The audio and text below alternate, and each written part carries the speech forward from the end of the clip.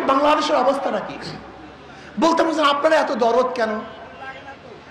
জুলাই আগস্টের বিপ্লবে সামনে ছিলাম, গুলিটার সামনে ছিলাম, ট্যাঙ্কের সামনে ছিলাম, এজন্য আমার দরদ বেশি। যারা বিদেশে ছিলেন তাদের দরদ থাকতে পারে না, যারা ঘরে ছিলেন তাদের দরদ আসবে না, যারা বুলেটের সামনে ছিলেন না তাদের ব্যথা লাগবে না। আমরা বুলেটের সামনে ছিলাম, কাজে ব্যথা আমাদের, কথা বলার দায়িত্ব আমাদের, কথা বলার অধিকার আমাদের। আর যারা এসির মধ্যে ছিলেন বড় কথা বলবেন না, খবর দাও। এদেশের যারা রাস্তায় ছিল তারা কথা বলবে, যারা রাস্তায় ছিল না তারা জেলখানায় থাকবে। আমরা যদি রাস্তায় না থাকতাম জেলখানা থেকে বের হতে পারতাম না। আপনাদের কুয়ার সম্পর্কে আমাদের জানা আছে। আপনার নেত্রীর বালুর ট্রাক সরবার ক্ষমতা আপনারা রাখেন না।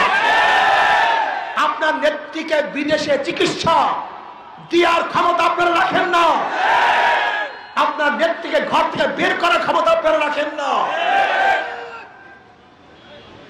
আপনার লিডারকে বিদেশ থেকে এদেশে আনার ক্ষমতা আপনারা রাখেন না।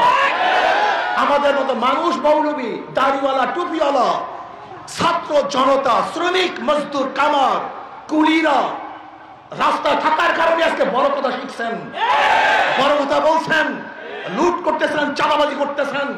আমার গরিব মানুষ দোকান খুলতে পারছে না, চাঁদা দিতে হয়।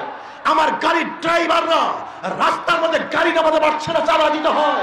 আমাদের ব্যবসায়ীদের ব্যবসা প্রতিষ্ঠান বন্ধ হয়ে যাচ্ছে চাঁদার কারণে। আজকে আমাদের বাংলাদেশে যারা বুক পেতে দিয়ে এই দেশকে স্বাধীন করেছিলাম, সেই দেশে স্বামীকে বেঁধে রেখে স্ত্রীকে ধর্ষণ করা দেখবো, এটি আন্দোলন করি নাই।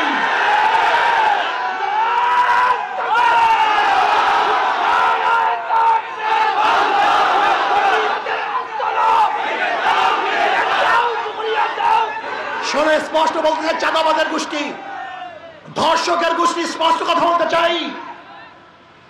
কথাবার্তা ক্লিয়ার। 5ই আগস্টের পরে কোন থানা ভাঙচুর হবে গুন্ডাদেরকে আটকাবার জন্য, এর জন্য রাস্তায় নামি নাই, আন্দোলন করি নাই।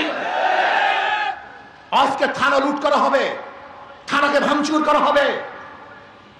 আজকে চাঁদা না দেওয়ার কারণে মার সামনের থেকে যুবক সন্তানকে তুলে নিয়ে হত্যা করা হবে, এর জন্য আন্দোলন করি নেই, এর জন্য রাস্তায় নামি নেই। তুমি কি ভেবেছ মগের মুল্লুক এই দেশ?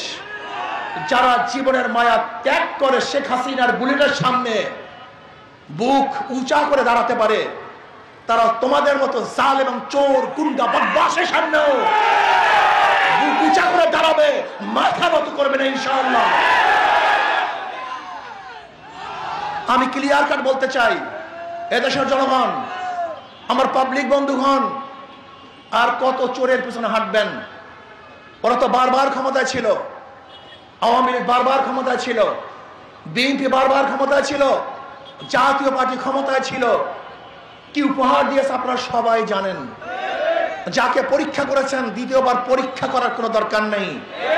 আওয়ামী লীগকে বারবার পরীক্ষা করেছেন, এই বিএনপিকে বারবার পরীক্ষা করেছেন, আর পরীক্ষার দরকার নেই। কিন্তু আমরা যারা পরীক্ষা দেই নাই, কমপক্ষে ইসলামকে একবার পরীক্ষা করুন।